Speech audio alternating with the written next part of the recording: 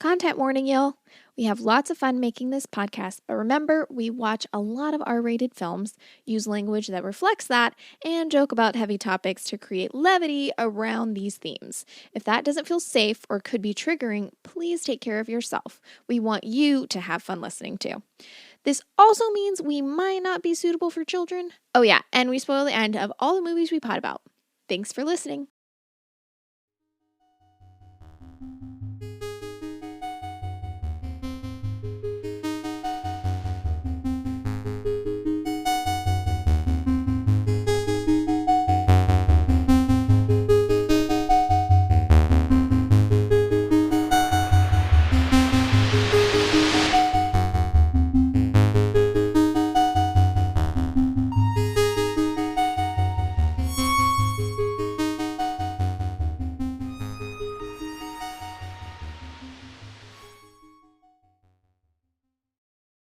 Are you ready?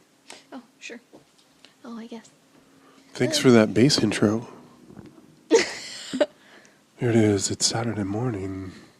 It's Saturday morning over at the sex farm. The lawnmowers are setting the tone, setting the atmo. Today, we want to talk to you about a little film called Poison Ivy. From the year 1992. Yeah, this is like, what? Oh, you're still doing your bit. I'm sorry. Oh, I just said Poison Ivy again. Oh, okay. This is a movie.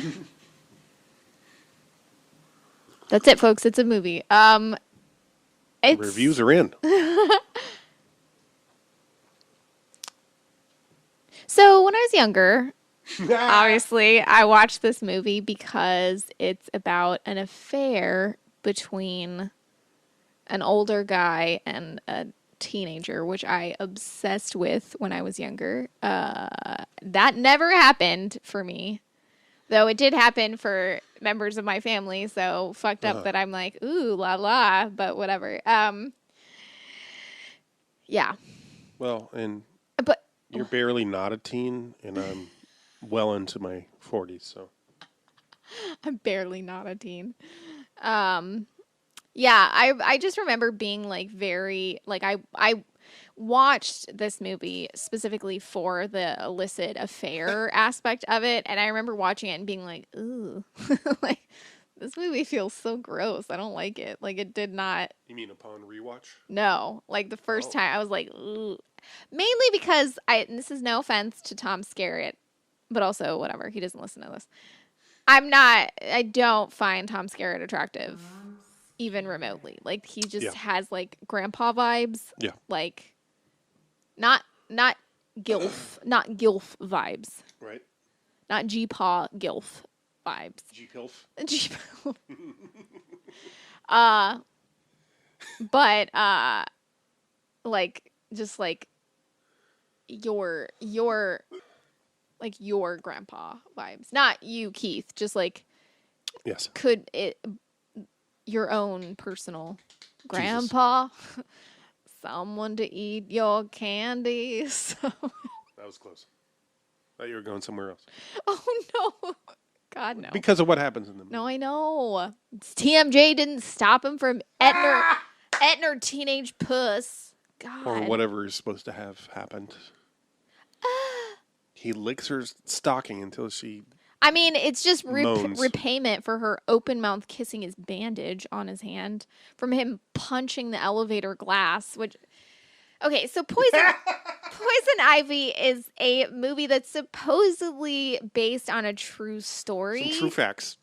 About, like, a teenage girl that comes to stay with like someone like Sarah Gilbert plays like a teenager who's like nerdy, and then Drew Barrymore plays a teenager who she sees as like this cool like out like person that she kind of, you know, admires or whatever. Mm-hmm. And they strike up a friendship, and then they get really close, and Drew Barrymore kind of comes to stay with her, and then like starts having like a secret affair with her dad, and then ends up killing her mom, and then like Sarah Gilbert finds out and then they get in a car accident and then Not really. It's car intentional. it's not really intentional. She's like, "Oh no!" And then she crashes, and then she leaves the scene of the crime. Um, there's a lot of agency given to Drew Barrymore's character that I feel is very unfair. Uh-huh. Like they imply that she's like very knowingly doing a lot of things. Yeah.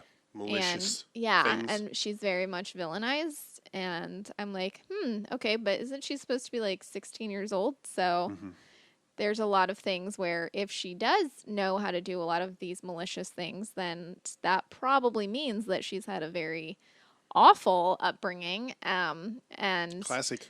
and nothing like being villainized for an old man fucking you. Like, what? Yeah, they really kind of lampshade the slut shaming in this. Yeah, I it's feel like. really weird. Like they Yeah. name it, sort of. Yeah, I mean, she gets called a But- slut a lot. Right. by Coop, Sarah Yeah. Gilbert's character. Sylvie Coop.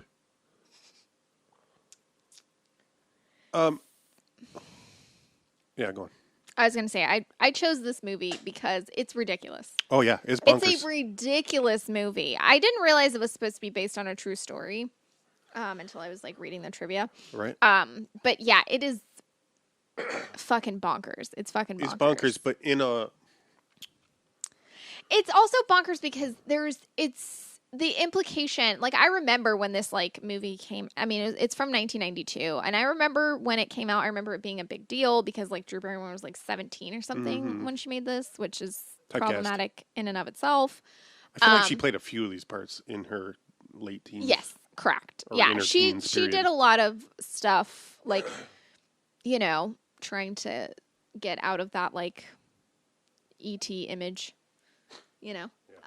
But I feel like for this movie was always like it was always implied that it was like a very like Scandalous. sexy, Yeah. scandalous, sexual movie. It's so sexual, and and then It is not. you watch it and you're like, ooh, and that's how it felt like because I watched it probably like in my late teens, Okay. you know.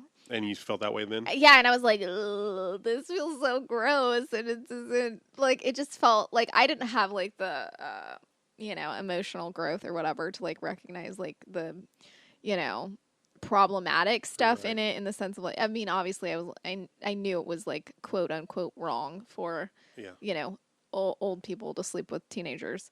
Boy, we love remaking that story though. Yeah, it's so weird. I watched so many movies with that as like the and I was always like, why doesn't this fetishize it in the way that I want it to be fetishized? Oh god, what's Doesn't wrong it? with me? No, I mean, not this one. Yeah. Specifically. I No, just it mean- doesn't. A lot of times well, a lot of the movies that I watched like it's What was the one with Martin Donovan that we watched?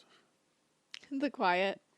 That was one I liked for several reasons. One, because it's like multiple layers of naughty, but also I think I like the Edie Falco's Full Frontal. oh god, I feel like Big Little Lies does this too, where like a thing happens, like and people that wouldn't necessarily normally become friends get very close and form a bond.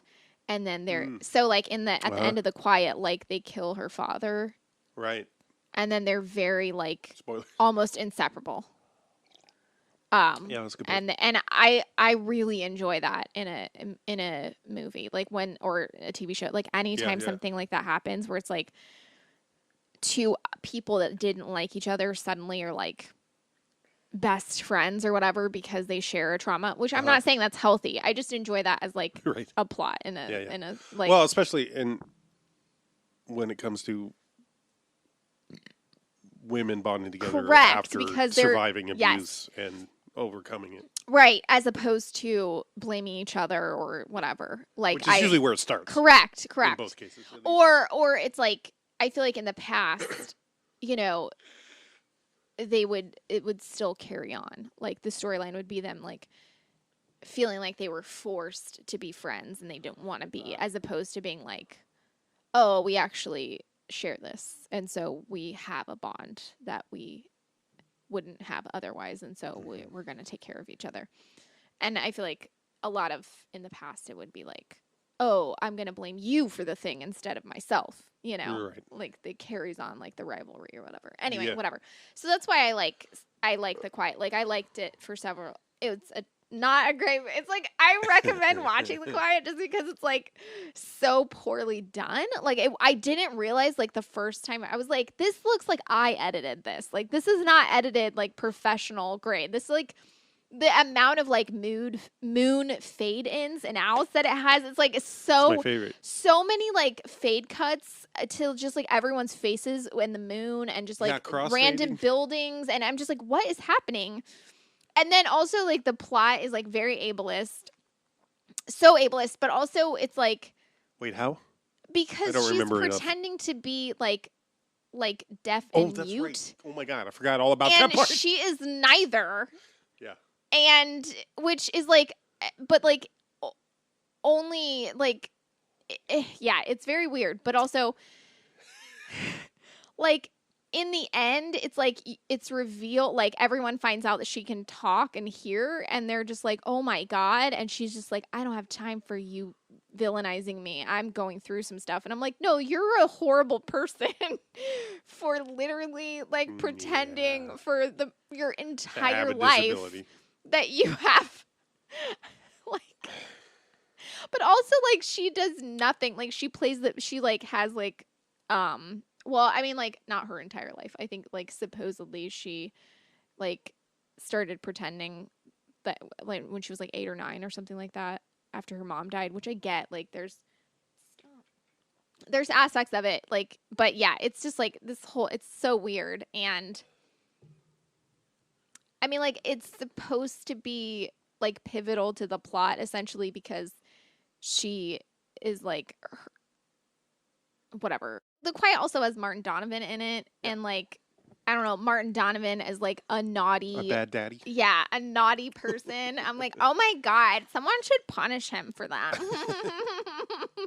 I volunteer to punish Martin Donovan for agreeing to be in The Quiet. Right. Call me. I almost liked Poison Ivy. That's once the thing. Once I figured out what it was trying to do, I'm like, okay. Right. But then it became more frustrating because I'm like, ooh, you missed it so hard. I know. Yeah. Like it almost pulls off the neo-noir thing. Right. Which yes. fucking everybody doesn't. Right. There's so many 90s movies that do this. And I felt like what it missed was just they should have cranked it up enough. Another few notches, you know what I mean? Yeah, like or highlight it, push it towards campy, or hyper stylized. Yeah, something.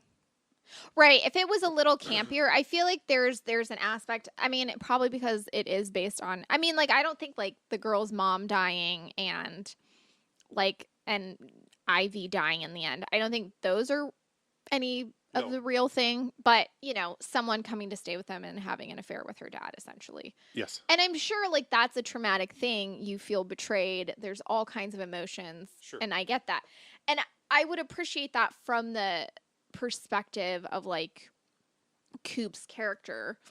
If it was like addressed, but it's just like Ivy is the villain, and it's like your dad is a monster. Right. Like I know that as a teenager, it's hard to like, and especially like in the 90s, like you're not necessarily going to critically analyze your father's behavior and be like, oh, hey, I'm 16 years old. Let me just like pull out some like feminist theory papers and then like, figure out how my dad's at fault for this. Like it's, you're going to blame your friend. She left him a long note about how the F slur was not okay to use. God. Yeah. Yeah. It's just, but like, yeah, there's not enough vilifying Tom Skerritt's character in my opinion. Agree. Yeah. There's no vilifying of his character. I mean, like, other than the fact that she's like, my dad's not cool. My dad's annoying. My dad doesn't like teenagers. And she's like, man, your dad must suck dick. mine. Like, it's just like, that's, Yeah. Her dad's not vilified. And like, even her mom is slightly vilified. Yeah. Right. Like, and so that's another weird thing. Yes. I mean, it might not be intentional. But yeah, it's very weird. Right. But I like think for Ivy it is to vilified work, the most. yeah, and without question, really. Right. Yeah. And you accept it. You're just like, yeah, Ivy Right. sucks. And like, I do agree that like, yes, some But people do shitty stuff and you shouldn't just excuse them because they're young. They no, have absolutely. to, of course. And that's not what I'm trying to say. But there were a lot of adults in In this the story. end, what did? Oh, yeah, that's true. I was gonna be in the end. What harm did she really do? Oh, right, she killed the mom. I forgot about that part, actually. I thought the mom actually killed herself. I didn't remember. Yeah, But, I mean, like, like, that's the weird thing about that, though. I mean, I'm not saying that it wasn't fucked up, but the weird thing about that is that, like, literally they walked in on the mom trying to kill yeah, herself multiple right. times. And she's like, my mom kept threatening to do it and shit like that. And I'm like, She did you a favor. well, no, but she's like, you want to jump, don't you? And she's like, yeah. And then she pushes her because, and it's like, I'm not saying it's like, oh, so it's fine. It's totally No. fucked up. But like, she's clearly someone that's experienced a lot of trauma, a lot of loss, and she has nothing. And Well, and remember how the opening scene basically is her putting a dog out of its misery. Correct. Yes. Because she's watching it. Yeah. And so, and like, you're watching someone suffer. And like, the film, like, goes into like basically Sarah Gilbert's character is jealous because Ivy comes in and she has a relationship with her mom. And her mom like lets her borrow clothes and like dresses her and like makes her like has this whole like thing with her thing, not like a relation, not like a sexual relationship, but she like, takes her in like a daughter. And the dog, the whole thing with the dog. Right. Well, no. What I'm saying specifically about the mom is like they formed a bond, and it's very clear. Right. And I feel like they purposely draw visual, physical parallels between the two. Yeah. But she's more of her daughter than Coop is. Right. And like Ivy says that. She's like, you look more like your dad. Right. No offense. Right. Oh. Jinx. You owe me a jinx. But what I'm saying about that is that like it implies that she has watched this person suffer who is dying slowly. Yeah. And she's like walks in on her essentially possibly about to commit suicide. And she's like, you actually want to, don't you? And then she pushes her. And I'm not saying that's chill, but it's one of those things where you're like, if you're sitting there and you're watching someone who has taken you in suffer and basically threaten to kill themselves every other day. Right. And it's not like she is a child. She's not going to understand. Well, it's also not played. It's confusing because I think the reason of course, she's responsible for the mom dying. Right. Regardless if it was done mercifully or not. Right. Yeah. But they kind of, I feel like it's sort of, we're supposed to sort of read it as she wants her out of the picture so she can have Tom scare it. Right. But that's not actually backed up by her actions. Correct. Yeah. Right. So that's a little confusing. Mm-hmm. She's not trying to take over the family. Right. Yeah. Sarah Gilbert's character is like a nerd, and Drew Barrymore's character. Why are we starting over? Because I can't remember if I already went over this or not. Oh, okay. And like, so Drew Barrymore comes to stay with her, and she starts, like getting close to her mom, but like, her mom does not want her to be friends with, which is so weird because like, she's literally like never, she walks in on Drew Barrymore and Sarah Gilbert, because Sarah Gilbert is like, I guess this is where you find out Sarah Gilbert is Coop is a pathological liar. Oh. Because she told her that she tried to kill herself, and that's why she has like a Sarah Gilbert's character Coop. Told who? Ivy. That she tried to kill herself. Oh, right. And because she has a scar on her wrist, right. and like Drew Barrymore says something about like if she killed herself, she would jump to her death or something like that. And she's like, that sounds like a stupid idea. Or, I don't remember. And she's like, well, it's less stupid than slitting my wrists. And so the mom walks in, Cheryl Ladd walks in, and she overhears them talking about that. And she's like, you should leave. Like, I don't want you here or whatever, to Ivy. So Coop goes, like, is talking to her mom, and she's like, oh, Mom, she's my friend. She's super cool. We've known each other for like 2.5 days. And she starts like saying like, why are you like telling her like lies already? Like, you're lying to her. And she says this line that I like actually really appreciate. It's like something, I'm gonna get it wrong probably because I wrote it down, but I don't remember how, whatever. She says, I think you'd be embarrassed. What? Getting caught lying all the time.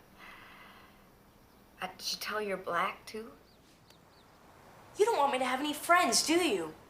People you have to lie to so they like you aren't worth your friendship. Ivy says that? No, the mom, Cheryl Ladd, says that to her. Sorry. It's okay. I know that you watched the movie, too. It doesn't feel like it. I love that you're like, wait, when did this happen? What movie are you talking about?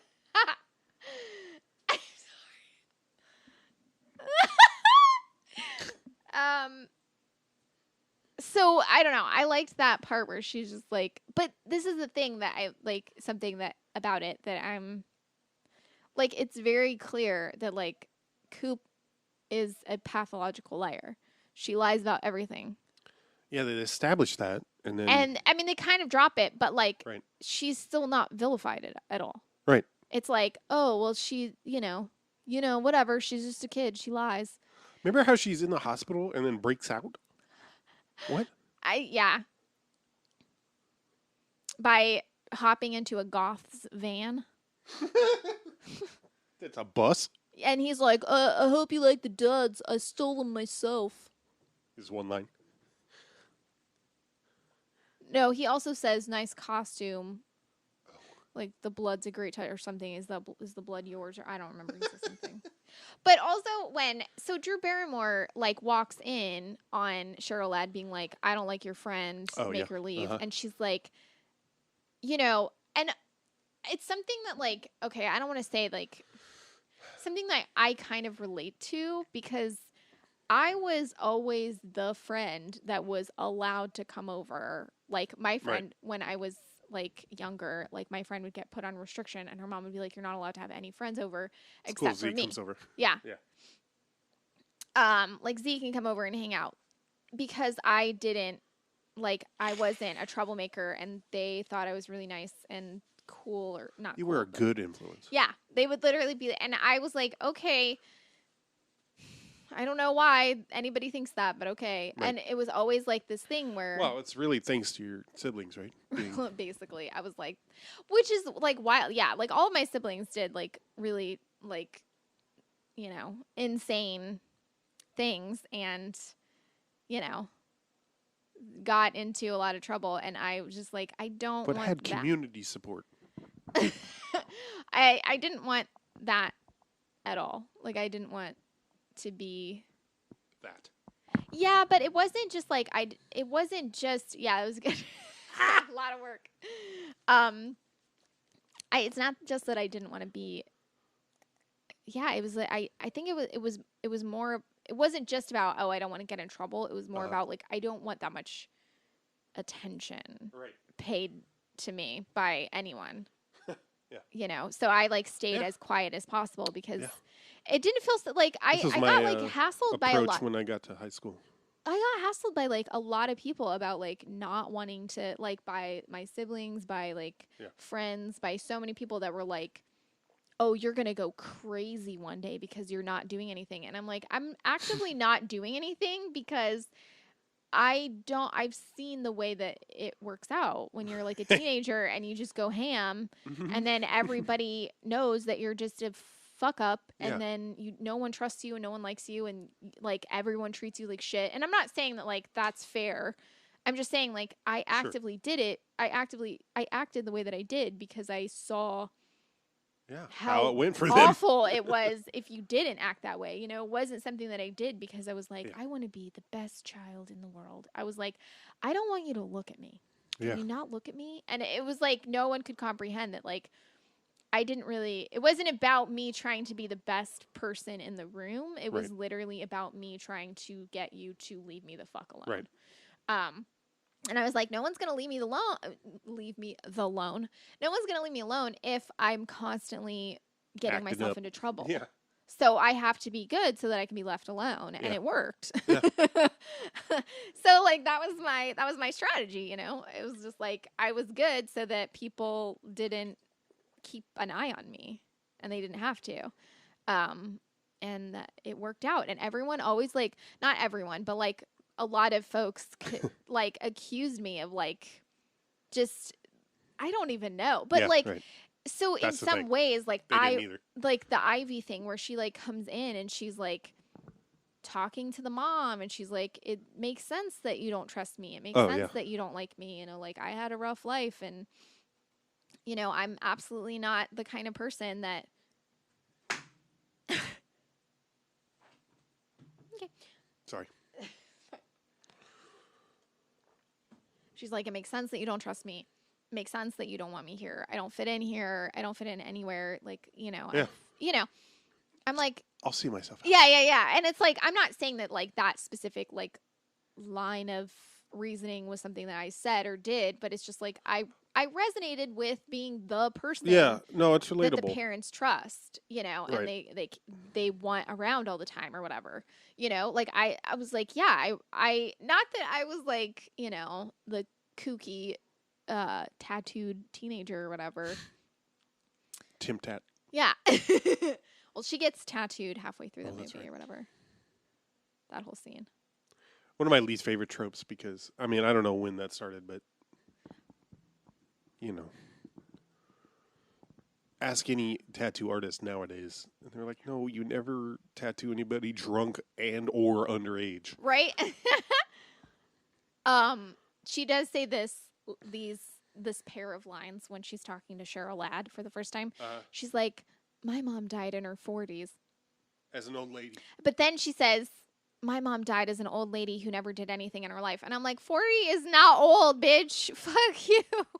That's nice of you to say. Also, she's saying, like, she's like, Cheryl Ladd's character is 2 years older than me in the movie.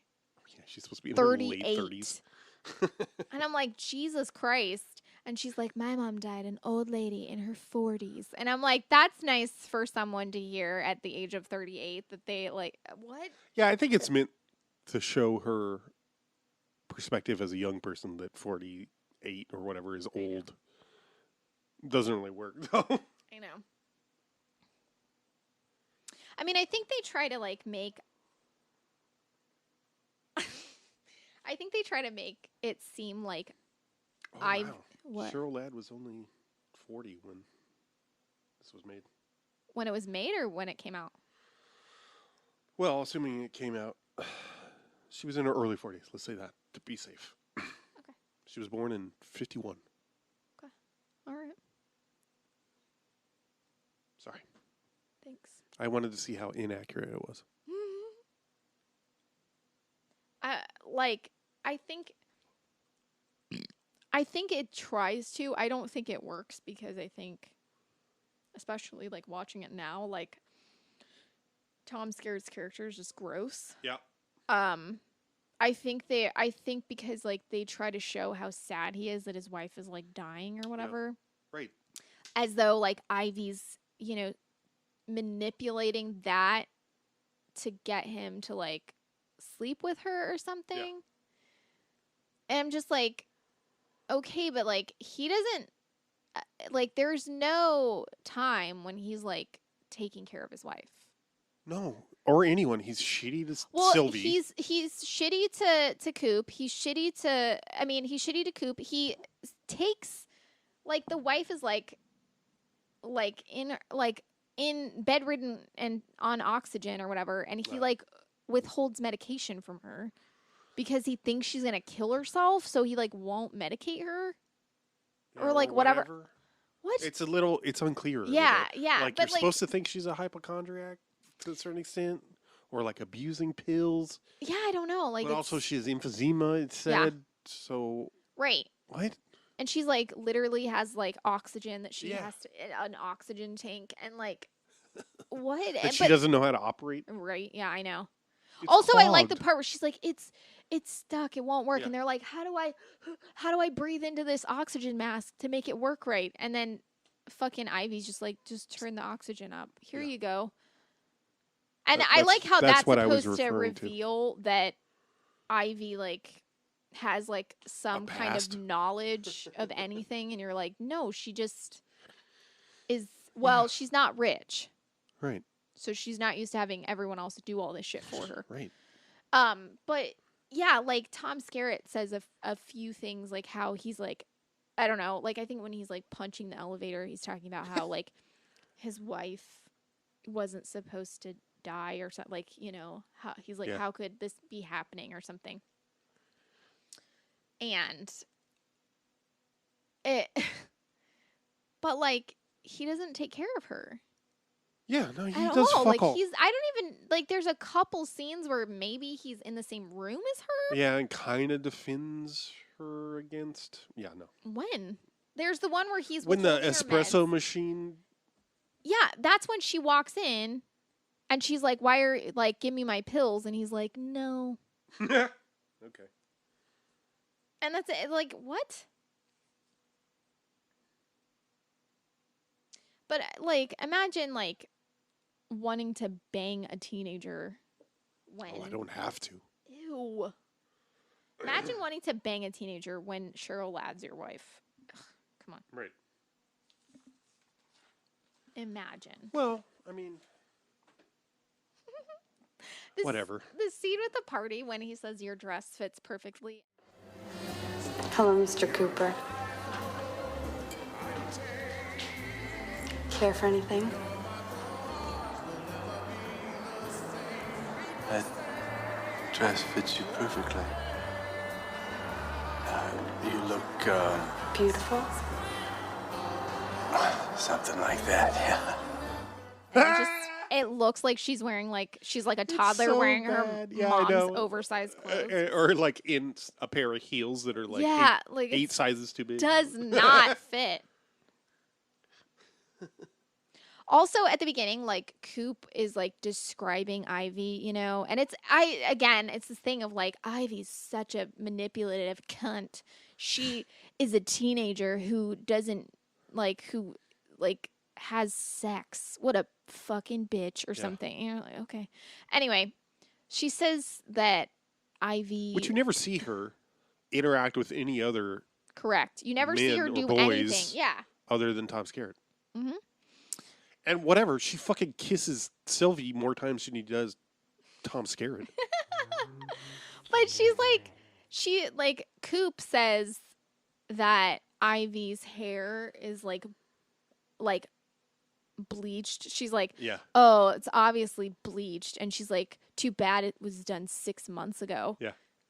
Which implies that she has like roots or something, and she doesn't. She barely does. But it's like, it's not, it's like a week's worth of roots, if that. Like, calm down. Can I read this quote from a review? Please. From Peter Travers in Rolling Stone. Please. Though Poison Ivy is more than whoopee, audiences may find the movie easier to get off on than to get into. Challenge. I also read Ebert's review where he basically faults the casting. He was like, yeah, as I watched it and thinking about casting, I started to imagine if Gilbert and Barrymore were playing switched roles, and that made more sense to me. Someone doesn't have a fetish. Like, what does that mean? Well, he's talking about, I think it's what we refer to easier, like that Drew Barrymore still had this wholesome image. I see. And Gilbert he says this dark, her performance has this dark undertone to it. Which is hilarious because... I mean, I feel like that's a lot of Roseanne talking. Right, yeah. Like, the absolute opposite. I also read in the trivia that, I don't remember if it was the producer. I don't feel like it was the director. Someone very specifically wanted Drew Barrymore for this role. Yeah. And then she missed she missed couple, her. Yeah. 2, 3 she did casting not, like, calls. it seems like she did not want it much. And they fought for her to get it anyway. Well, and then, like, they called her agent and were like, yeah, we're not interested anymore. And then the agent's like, wait, no. Yeah, I know. So, a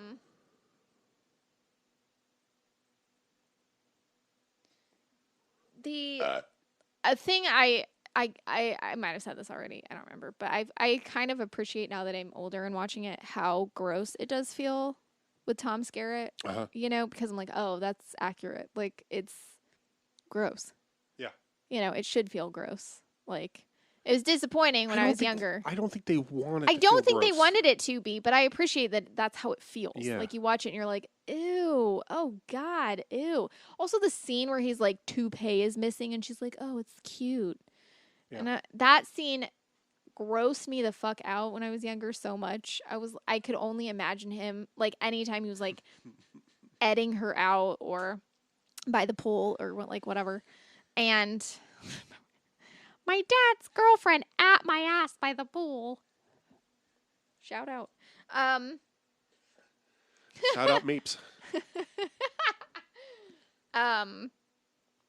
Like, I could only think of him in that, like, stupidly, like, because I don't think Tom Skerritt has a toupee that he wears. Yeah, I don't know. So Unclear. That means that they but put like a bald cap. Right. The way it's shot suggests that they had to fake him being bald. And so I just was like, ugh. It was so creepy to me. Anyway, whatever. Yes. I like fuzzy things like peaches. I know. Oh, God. So the end.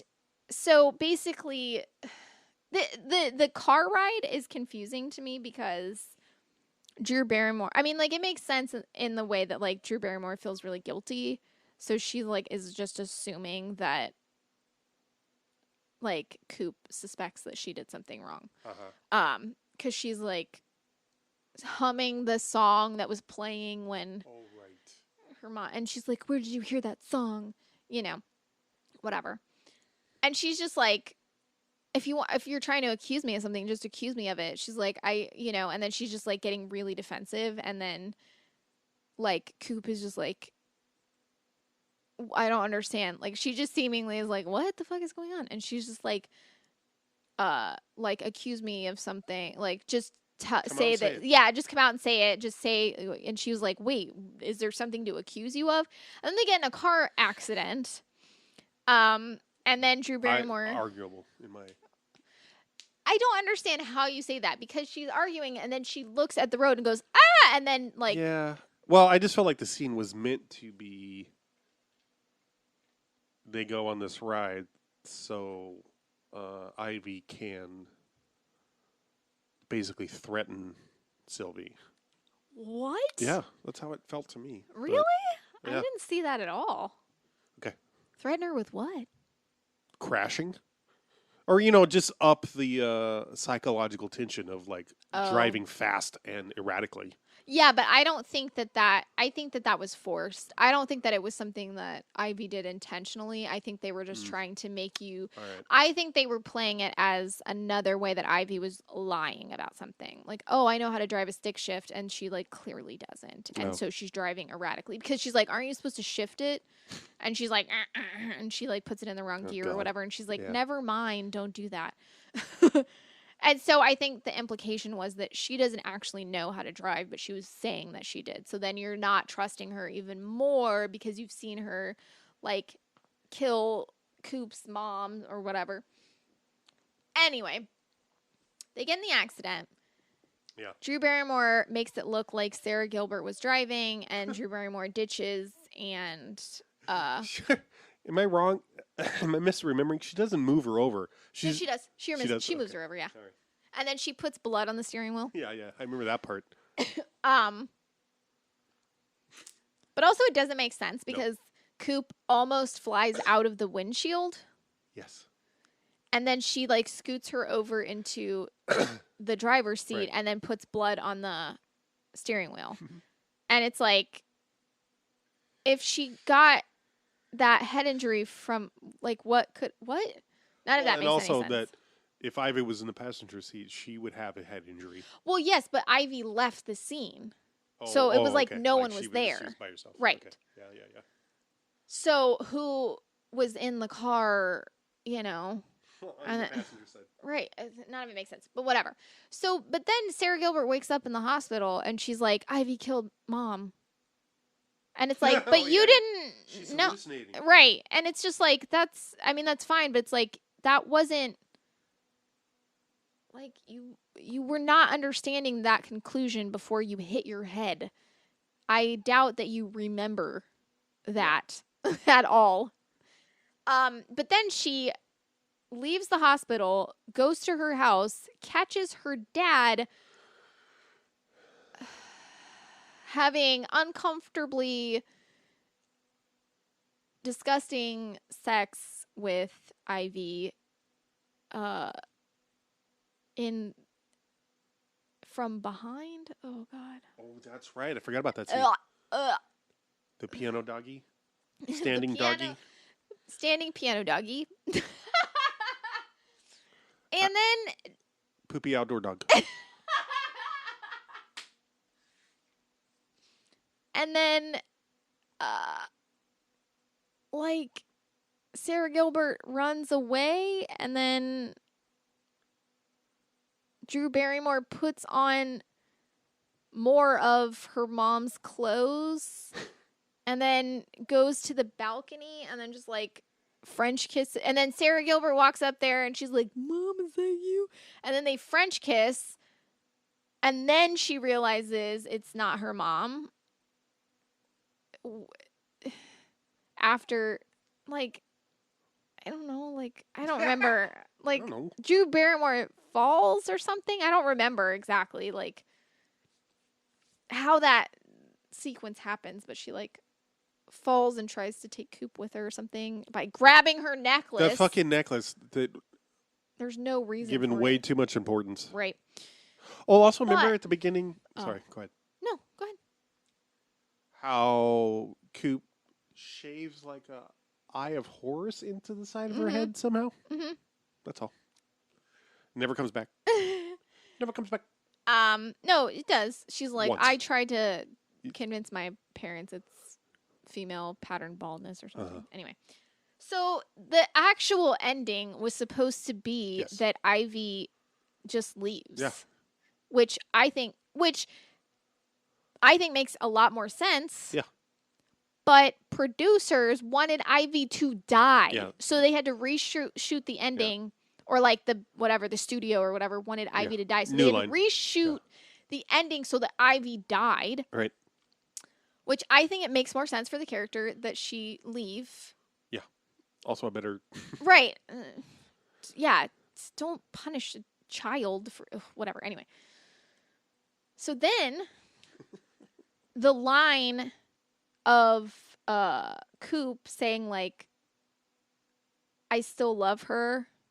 Mm-hmm.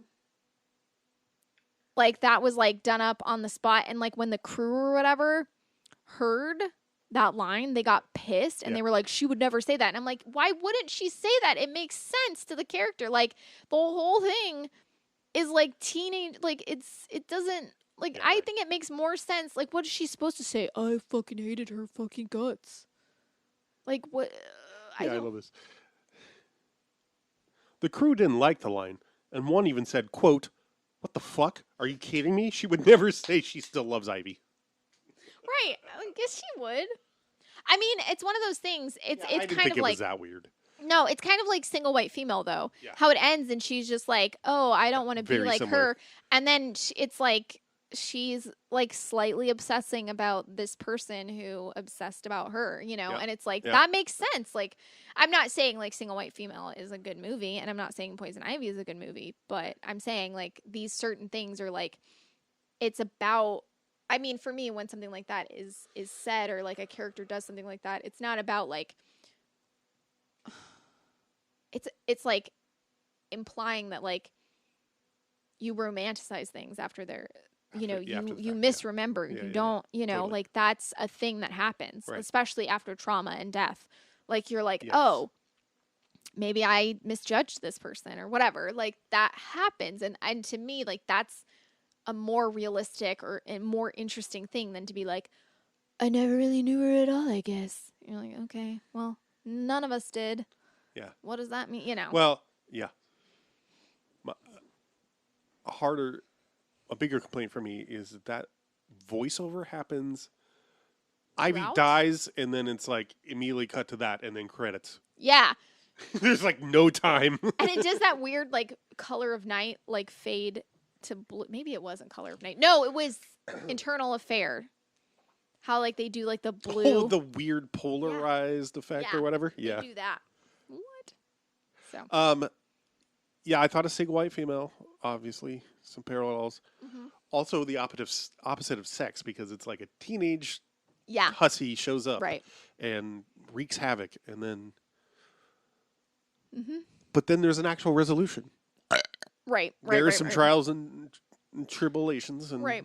but Also, they repeatedly say in the opposite of sex, she's a kid. yes, She's doing this thing, but she's a child. Like and every time she's villainized, everyone like, especially like Martin Donovan's character is like, Right. she's a child. right, And I feel like it's interesting that they do that because for Martin Donovan, there's no she's- potential sexual interest. he's a gay man Right. who is related to her. He has literally like Right. she's not someone that's going to. I mean, even though she steals his boyfriend, Right. she's not like a sexual threat to him, Right. and she's not someone that he's trying to fuck. He's just like, she's a child. She's a Right. kid. She's a child. We can't like treat her like she's a full grown fucking adult. And that's really important. And that's something that I think is missing, especially in this movie, but in a lot of like teenage vixen Right. stories. Maybe I have 100%. they made like not a lot of sequels. They made 2 sequels to this. I've seen at least part of one of them. Oof. I know. I think whatever the one with Alyssa Milano is. Couldn't tell you. I think it's Alyssa Milano at least. Anyway, it's one of those where the sequels are just like vixen stories. It's not really just it doesn't continue the actual. Oh yeah. Would you recommend this film? With some caveats, maybe. Yeah, If you probably. were looking for some trash to watch, Right. I mean, like it was. I felt like I was in the right place to enjoy what it Yeah, does bring. right. I remember like you at one point you said, "Oh my god, why did it take us so long to watch this?" Yeah, it seems right up our And alley. then you were like, "Oh God, there's so much left of the movie." Yeah, I really went back. It was a real roller coaster. For me. yeah. I got if it took me a while to have any interest in it. Yeah. Oh, and one thing I want to bring up that I thought was really interesting. I mean, to be fair, I was drinking, Oh. so I got progressively more intoxicated while watching it. But like the super background story, as far as Scarrett's arc, is that he's a station manager at a local TV Yeah. station. And the reason the kids hate him, or the reason Sylvie like calls in a bomb threat or whatever, and that Ivy is like, oh, right on, is that he's a conservative pundit Yeah. and says stupid shit. Yeah. And then at the you get this tiny scene. It's after the elevator scene Yeah. where you see his replacement. Like, Mm-hmm. not only is this person replaced him as station manager, They've also created a new segment that's, he has this editorial piece called, and that's been a piece of my mind. And they show this new person. Yeah.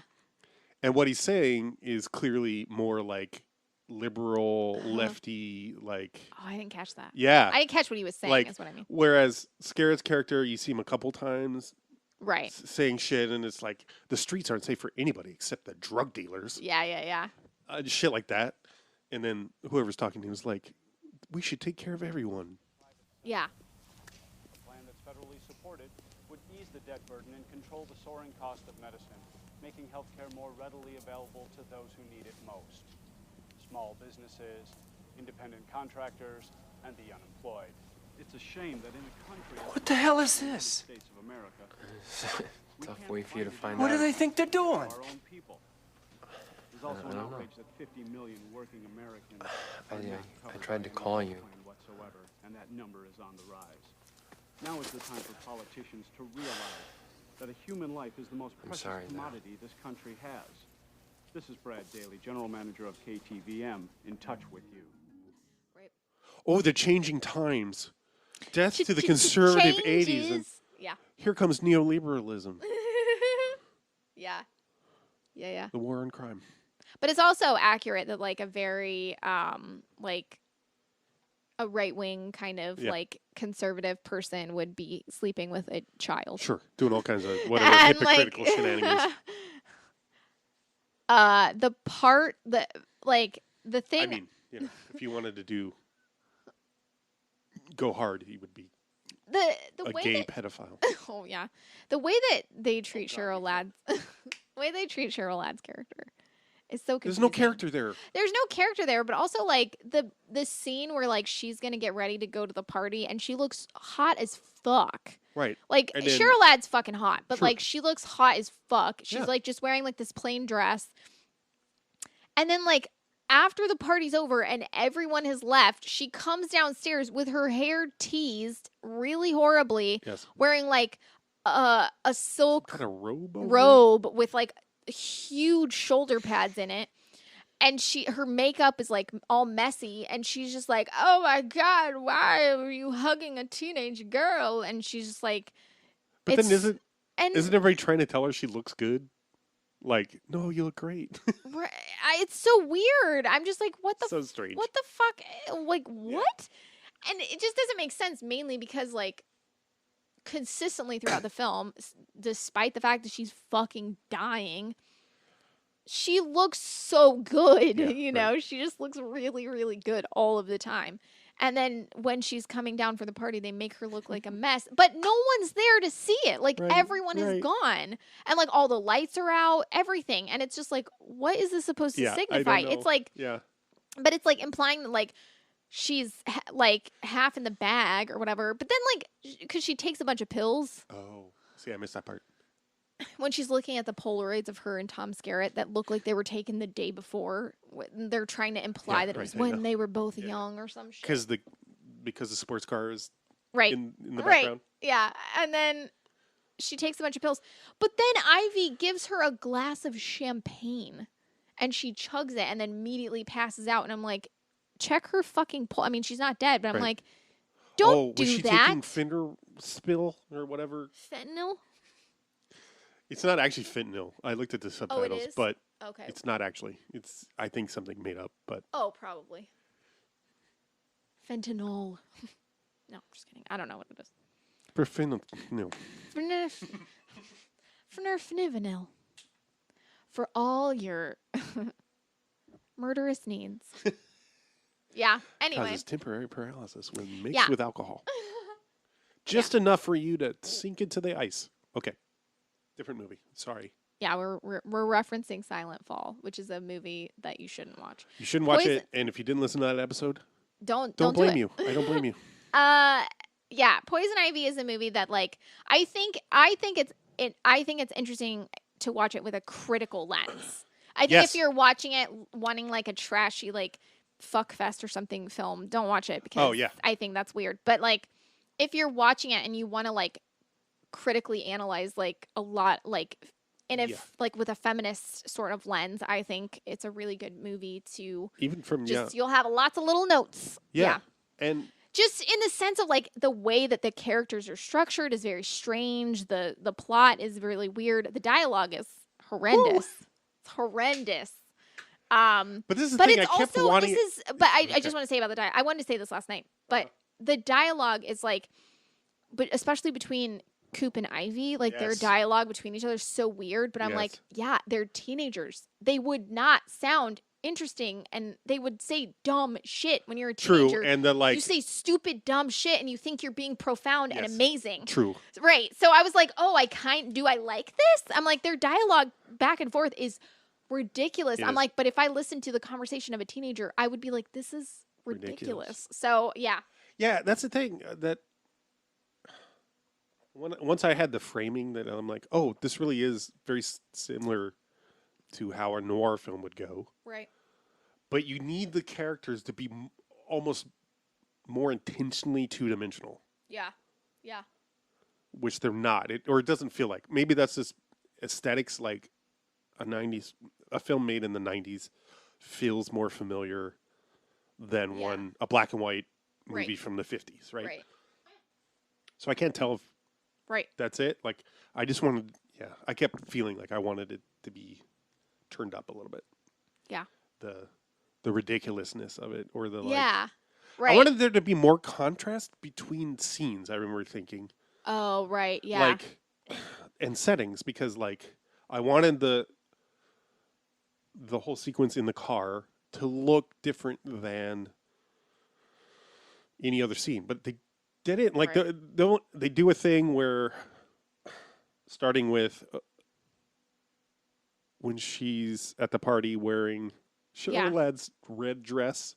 Yeah. Ivy's only seen wearing red from then until the scene in the car where she's wearing orange. Mustard. Yeah. Yeah. A mustard colored dress.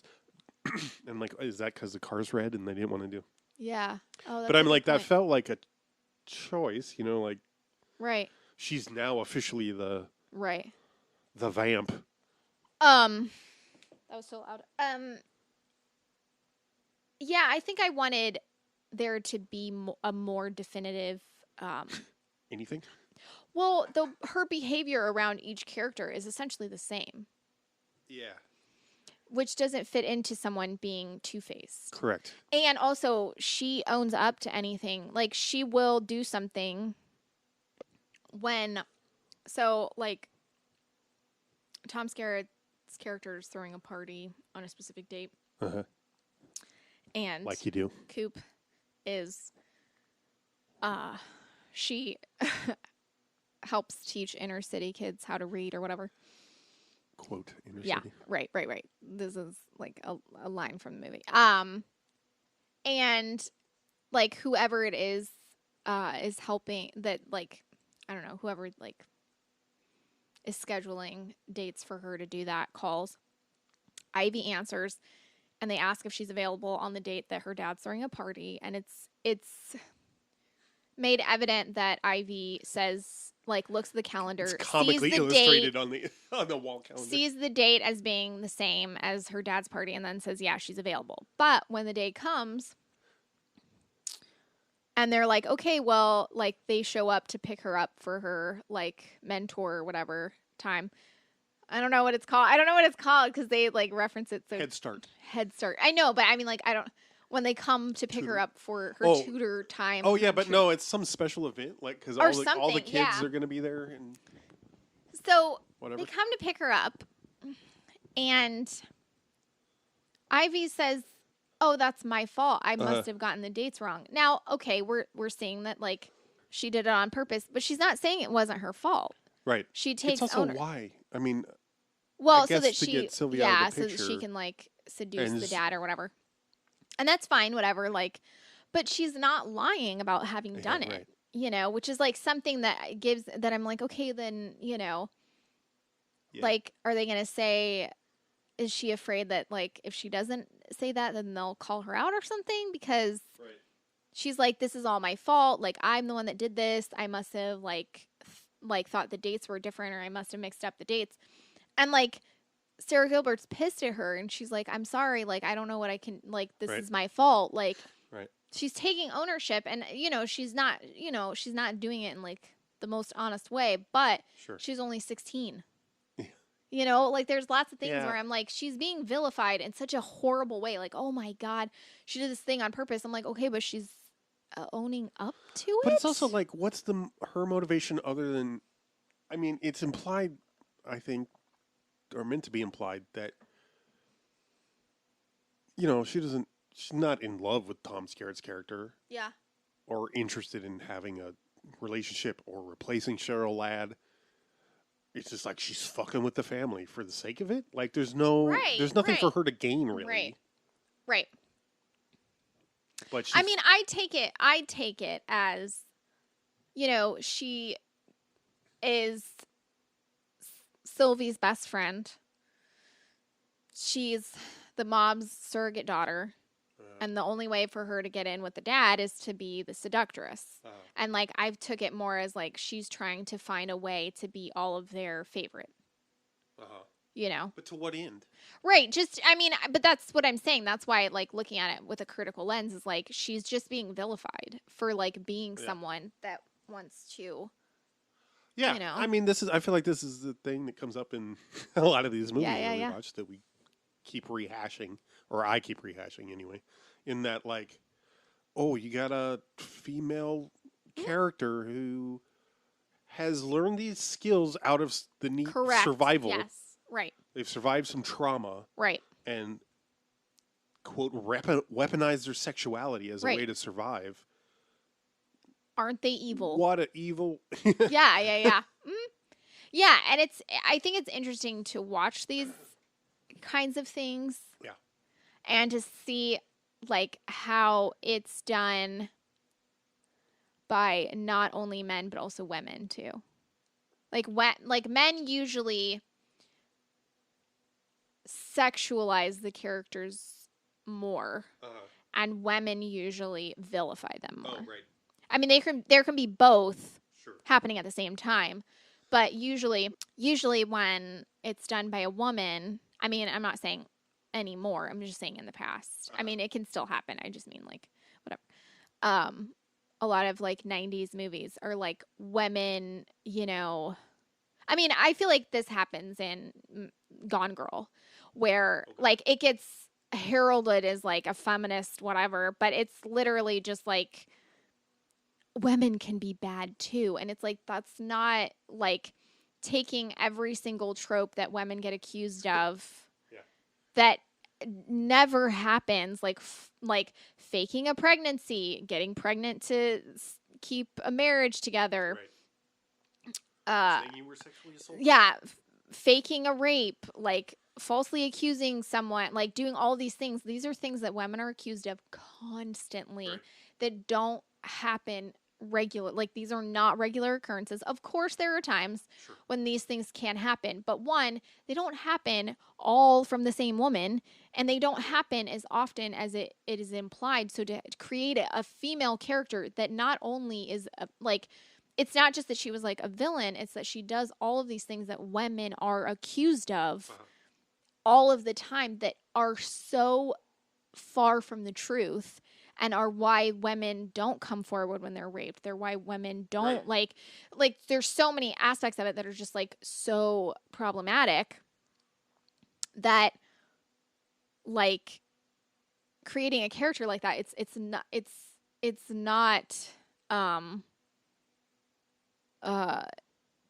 not like forward thinking at all. It's not doing anything interesting. It's not doing anything. You're just basically like being like, I can write like a man too. And it's just like, it's not interesting to me, Yeah. But yeah, that's what a lot of these feel like, is just like women being like, see, women can be villains too. And it's like, girl, deal with your shit. Yeah. Deal with your internalized misogyny on your own time and write a better movie than this. Okay. Yeah. That's what I feel like. Anyway, that's all I have to say. I just wanted I read some about the director, Kat Shea. She's got a kind of interesting history. She didn't direct that many films, or hasn't, I should say. She's still working. But she grew up like in a suburb of Detroit, and she said she related to the story to Sylvie's character because growing up she didn't have any friends. Yeah. And she talked about how, like, when she was 12, she would direct the neighborhood kids in plays in her backyard, and then eventually her parents, the neighborhood parents, would pay her for like she was doing a summer program of. Wow. And then she Interesting, though, that she said she didn't have friends, and yet she directed a bunch of kids and from this performance and made money off of it. Anyway, go ahead. Why is that interesting? Because that would imply that she wasn't as alone as not having friends. Well, she wasn't friends with them. That's the thing. That's the point, is that she was getting paid to do that. She said she made enough money that she could put herself through college with that. Oh my God. Yeah. I don't know. I'm sure she was probably working too, but anyway. And then when she was 19, she just drove herself to Hollywood, did some acting, and she said, I don't know how I did that for 7 years. I don't know how I survived it because I'm really shy and introverted. And wow. But she met Alan Rubin, I think, is the guy that co-wrote. Andy Rubin. They met. She ended up working for Roger Corman, who's made a lot of sexploitation, like Beyond the Valley of the Dolls and all that shit, like Faster Pussy Pant, Peel Peel.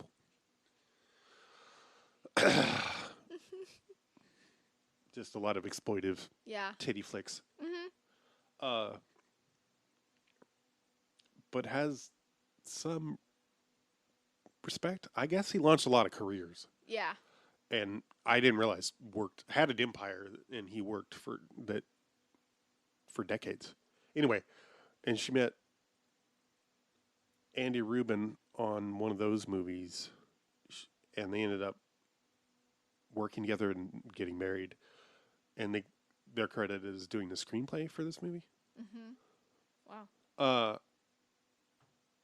And they worked together on a few movies. Anyway, she did some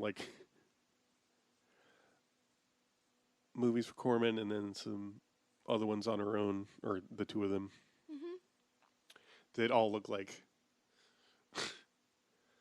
the serial killer of prostitutes, or like a guy gets obsessed with a stripper, and then they're all kind of like that flavor. Yeah. But I was interesting because I was doing the research for this LOL. Reading about her at the same time I was reading about the director of Real Genius, Martha Coolidge, who went to RISD and then went to Tisch, which are both like prestige art schools on the East Coast, and then made Real Genius and clearly had a big budget. And right. Huh. It was an interesting contrast. Yeah. Parallel. Kat Shea looks like she really climbed up, Yeah. Anyway, I don't know. No, that's interesting. Yeah. Kat Shea. That's all I got. Yeah. Oh, wait, maybe. Hang on. Oh, goodness. Check the notes. They shot this in 35 days. Oh, I saw that.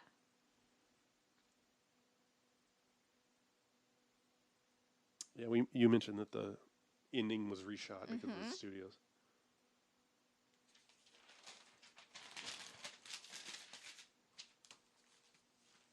In Pie covered that.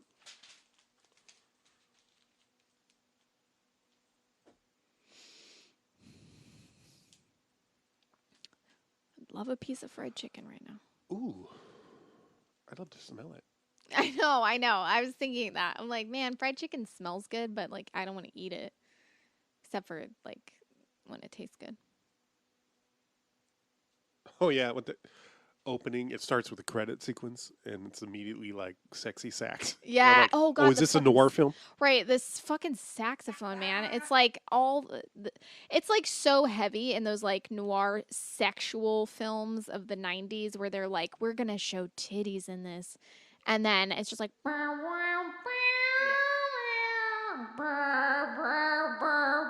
and you're like, oh my God, this is not good. No. It's never good. It's always No. just like, it's like they're like, oh, this film needs saxophone, and they're like, can someone just go in the other room and just honk a few like bars?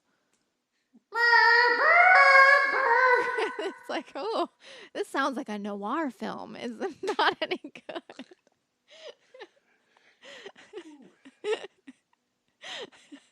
Honk a few bars. That's all I have to say. Honk if you like noir bars. I'd love a piece of noir bars right now. Oh, I don't want. There's a scene in Charlie's Angels where, like, in the Speaking scene- of Charlie's Angels, here's yeah, a little trivia. Cheryl Ladd was also in Charlie's Angels. Anyway, as I was saying, there's a scene in the movie Charlie's Angels that Drew Barrymore is in. There's a scene.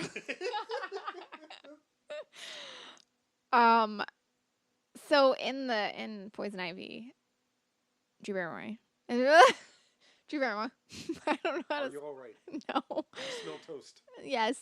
I wish I smelled toast. I'm hungry and I want to be done with this one, but I wanted to say this, and so I'm like, ugh, I'm annoyed. Okay. She like leans in the car and she's like, ooh, it's cool in here. There's a scene in Charlie's Angels that's almost identical where really? she says, oh, it's hot out. She's like, it's hot out here. And she like gets in the car and she's like, it's hot in here too. Yeah. Cause it's Does she push her tits all over the oh place no, in that scene? her like, she like unzips her. Oh, that's right. Yeah. I'll do a side by side Nice. comparison. Okay. I hope. I better listen to the whole podcast so that I can remember to do it. Anyway.